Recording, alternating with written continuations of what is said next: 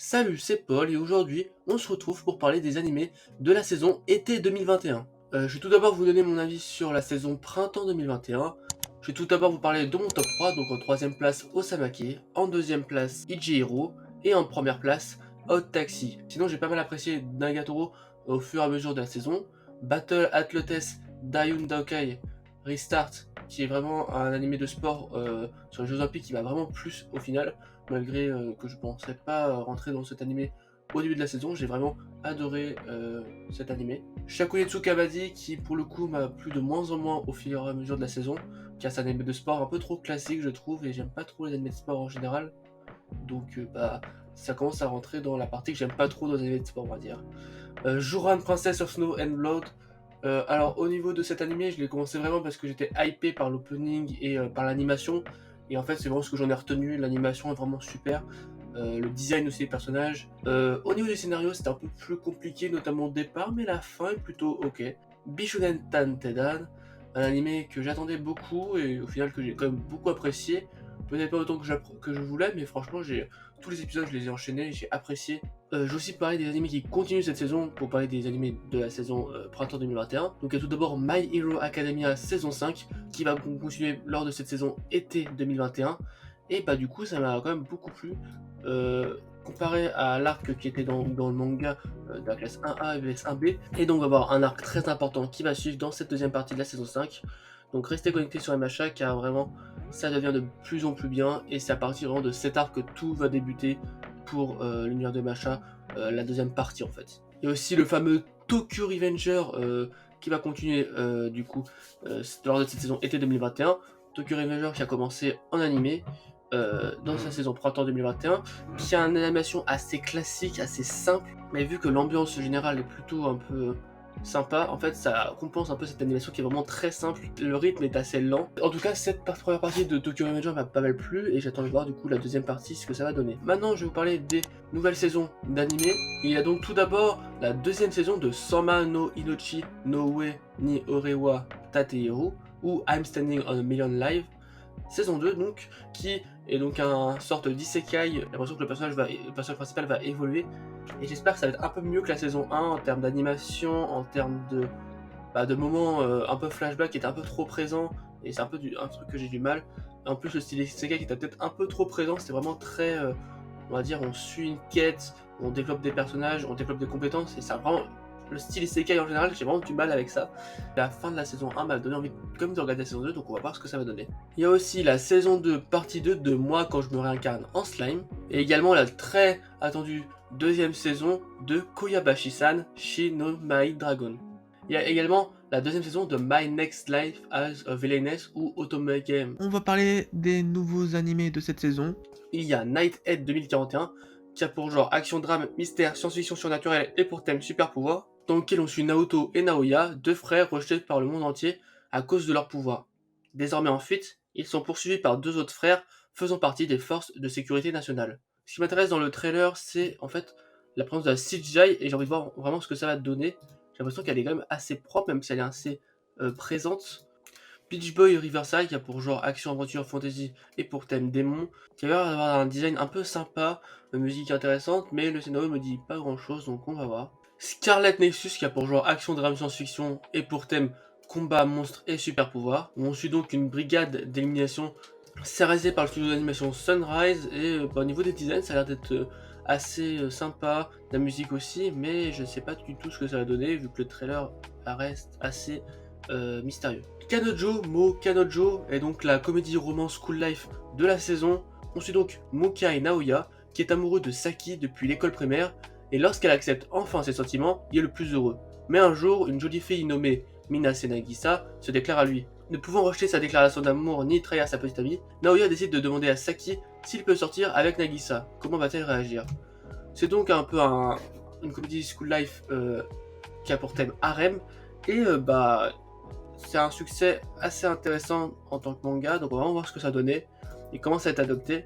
Un anime que j'attends beaucoup, c'est Vanitas no Carte, qui a pour genre action, comédie historique, mystère, romance et surnaturel, et pour thème steampunk et vampire. C'est réalisé par le studio Bones, qui donc réalise MHA également. Donc pour résumer, on est dans le Paris du 19e siècle, et Paris est en plein émoi car une suite d'attaques répétées de vampires. Ce que j'ai vraiment aimé, c'est la musique des teasers, des trailers, les choix d'animation qui sont faits dans les différents previews et qui sont vraiment très intéressantes et qui donnent vraiment un univers spécial. En plus, la musique un peu, on va dire, accordéon de Paris marche totalement avec l'ambiance et les personnages aussi ont l'air super intéressants en termes de design, en espérant que ça va pas poser problème avec les autres animés de la saison comme MHA et surtout avec l'arc actuel.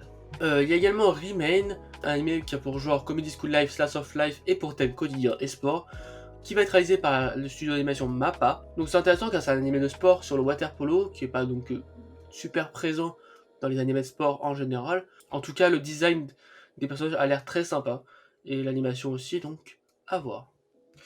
Gator Robot Arc, qui a pour genre action, aventure, science-fiction et shonen et pour thème mecha et militaire. Ça m'a intéressé car je sais pas, ça me donne un peu des vibes de Terraform Mars au niveau de la musique, au niveau des designs des personnages. J'ai l'impression de voir des Terraform Mars et je sais pas pourquoi ça m'a donné envie. Alors je suis pas le personne qui regarde le plus de mecha au monde, mais ça me donne envie de voir, donc au moins ce que ça va donner, donc à voir. Il y a aussi Uramichi Onisan, ou Life Lesson with Uramichi Onisan. L'histoire se centre sur Uramichi Omota, un animateur de 31 ans dont la personnalité a deux aspects.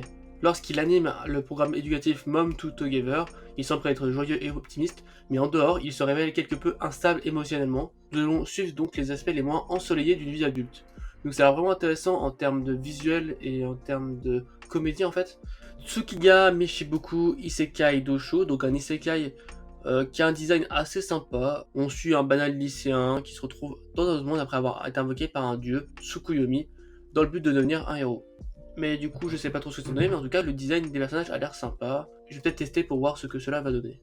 Wakatrop of White Sand, réalisé par le studio d'animation PA Works, on suit le quotidien de Kukuru et Fuka, qui essaient de comprendre les mystères d'un aquarium tout en faisant face à la crise qui menace de fermer cet endroit. Donc ça a l'air d'être un été qui est parfait pour l'été, mais je sais pas trop ce que ça va donner, mais en tout cas, vraiment les designs et l'animation des teasers et des trailers ont l'air vraiment sympas. Sonny Boy, qui a pour genre action, drame, mystère, psychologique, school life et science-fiction, et pour thème adolescence et super pouvoir. C'est le studio d'animation Mados qui s'en occupe. Alors moi, ce qui m'a vraiment intrigué, c'est vraiment le teaser qui est super sympa, ainsi que le style animé en général en fait de l'animation. C'est un style un peu différent. Je vais vraiment voir ce que cela va donner en animation, mais en tout cas, le truc, alors une intrigue qui est sympa en été, je pense. Eion Sedai no Itaden Tashi. C'est également Mappa qui s'en occupe. Pour le synopsis, il y a environ 800 ans, les dieux sont apparus lorsque l'humanité était au bord de la destruction à cause des démons. Pour contrer cette menace, des divinités nommées Idaden ont combattu et scellé les démons. Aujourd'hui, les Idaden n'ont aucune expérience des combats et vivent en paix. Cependant, les démons ont ressuscité et une nouvelle bataille est sur le point de débuter. Alors j'ai l'impression qu'il y a beaucoup de fights dans le trailer et vraiment ça a l'air incroyable en termes d'animation.